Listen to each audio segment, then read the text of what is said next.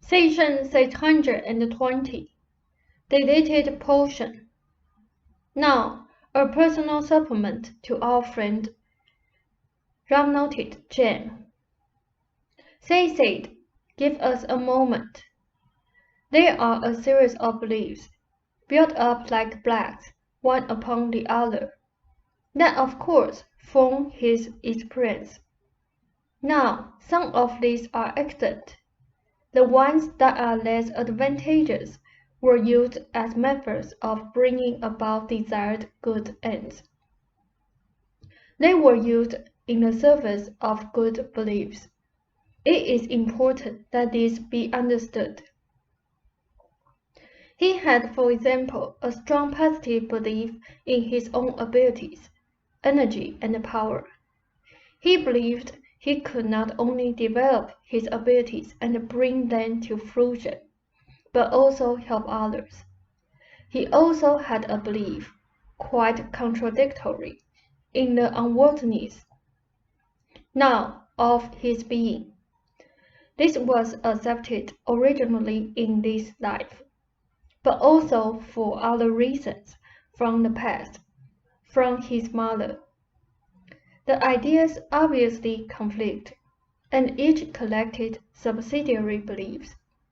He could go ahead, but he must go slowly, with caution and safeguards to make sure the abilities were fulfilled, not misused, because he did not tread himself. The idea of money also had conflicting connotations. His father had money and was useless, according to early beliefs received from his mother. The father was also, with money now, sexually promiscuous, according to those beliefs. To use his abilities freely and fully might therefore mean success, money, and sexual license. Your own ideas about money and success, of course, influenced his beliefs.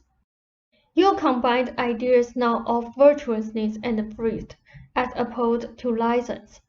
Ruber therefore put himself in a position, as he knows now, where he focused most of his spontaneity and attention on his work to ensure its fulfillment, while cutting out all other distractions and possibilities of misuse or license.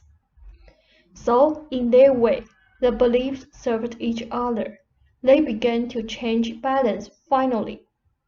His mother said, the fact that you left your job and his own growing understanding released him first in financial terms, because of an always latent knowledge and belief in the reality of abundance. His father did have abundance even while Ruber believed in poverty as a child. The idea reversed itself, highly important. It was always there. That, plus the need for money when you left artistic, and the release from the fear, the belief that welfare would take what he made. The blocks to the positive belief disappeared, and the belief reversed itself, and quickly. Do you follow me? Ralph said, yes. They said the belief in basic unworthiness was still present. However, now give us time. It is this that still keeps physical reins upon the body. The belief that the self must be kept in reins, a tread in the spontaneous self directed toward work, but a distrust of the spontaneous self when it is not so directed. For a while, there was a severe crisis, which passed. When he had difficulty writing, even, and we have discussed this, the conflict of images. When that was resolved, the creative breakthrough was possible, and the resulting financial gains. These in themselves, however, bring a feeling of abundance that will be translated physically As long as the initial negative belief is combated and reversed, give us time. It was never, except for the time mentioned, the writing self that Rupert distrusted. But he feared for the worthiness of his being. The writing self was obviously a part of his being, and so justified it. He still believes that he must hold himself in reins, because he will, in quotes, run wild.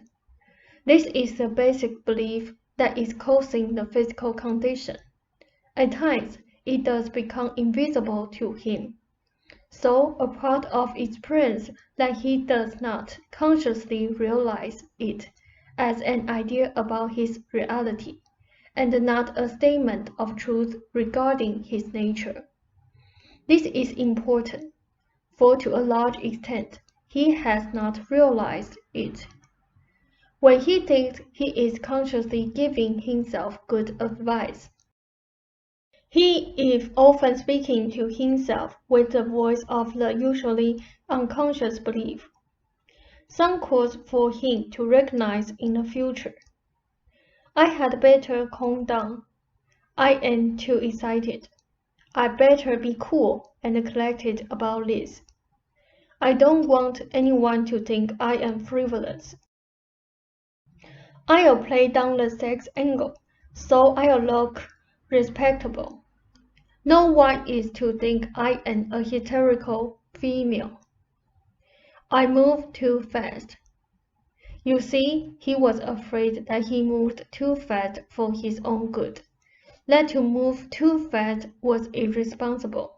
He must understand that the basic belief mentioned is a faulty belief, projected upon reality, and not a picture of it.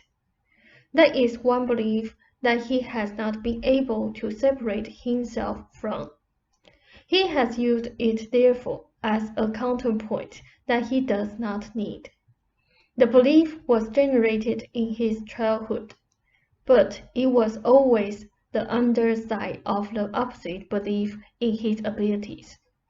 If he had not trusted his abilities so much in his particular way, he could not have felt the other freely spontaneous portions so frightening. Do you follow me? Ralph said, yes. Seth said, now he trusts our work far more than he did, and this is to our advantage. He is also beginning to trust himself as a person. The financial accomplishments add to his person respect. He sees, for example, that he is also liked as a person who has certain abilities, and this is beginning to alter his beliefs about himself. The invisibility of the belief, however, made it difficult for him to deal with it. His conscious resolution is activated, and this is very important. Now, do you have any questions? Ralph said, no. Seth said, it is in black and white, and can be dealt with. He is already benefiting, and his since our August session. But the final separation of the belief from the self is important. The prognosis is good. However, do you have any questions? Ralph said, no. Seth said, then I bid you a fond good evening. Ralph said, thank you. Seth said, and smiled. Ralph asked, about what? Can I ask a question? Seth said, you may. Ralph asked, do you have anything to say about Mr. Foote coming here? Ralph noted, Timothy Foote, book editor of Time magazine, is due here tomorrow to interview Jane in connection with a cover story the magazine is doing about Dick Barch. Seth said, no more than I implied in the remarks I gave you. I want to leave you some surprises, and I repeat that Rupert intends to enjoy his hard-earned success. and you can count upon that. You have been invaluable to him, particularly of late, and I ask you to consider your own beliefs about his complete recovery. You react to each other's beliefs, and now, a fond good evening. Russ said, "Thank you. The same to you."